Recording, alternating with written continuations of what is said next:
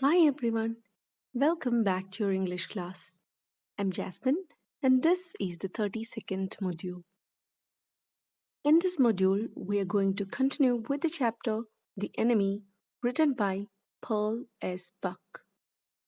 In the previous module, we saw how Sadao and his wife was taking the man to their bedroom and was planning to clean him up as he seemed so dirty. Now let's continue reading. As you read this section, you can see Hannah did not want that Sadao should touch the man. She said that they would ask the servant to wash the injured man. She would call Yumi to leave attending the children for a few minutes and wash him. Sadao thought for a moment and then agreed with Hannah. He asked her to call Yumi while he would call the other servants. Before he could go out, he saw the injured man's face. It was so pale that he stopped, bent forward, and felt his heartbeat to see if he was alive. The heartbeat was very faint, but it was there.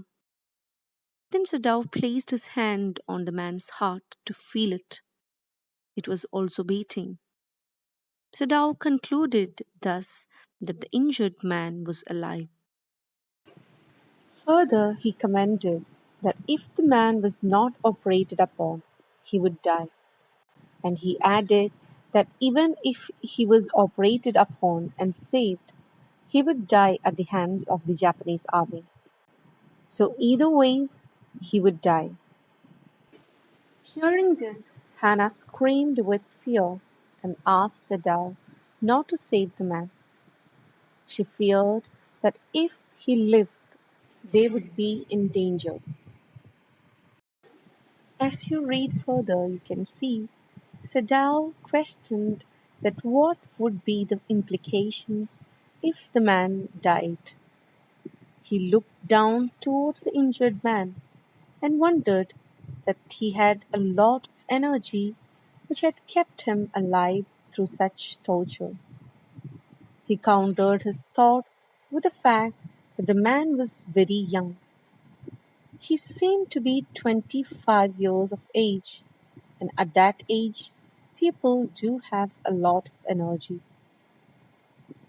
Hannah asked him that did he mean the man could die during the operation, and for that Sadao said yes.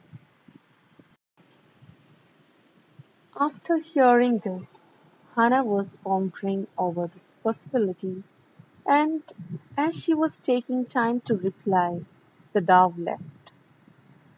He said that something had to be done with the injured man, irrespective of the result.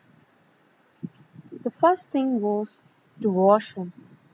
As he walked out of the room, Hannah followed him. She did not want to remain in the room alone with the white-skinned man. Since she had left America, he was the first white man she had seen. She had no contact with the Americans, whom she had met as they were her enemies. This injured man was also an enemy and was a threat to them. As you read the story further, you can see Hannah turned to the children's room and called out Yumi the servant.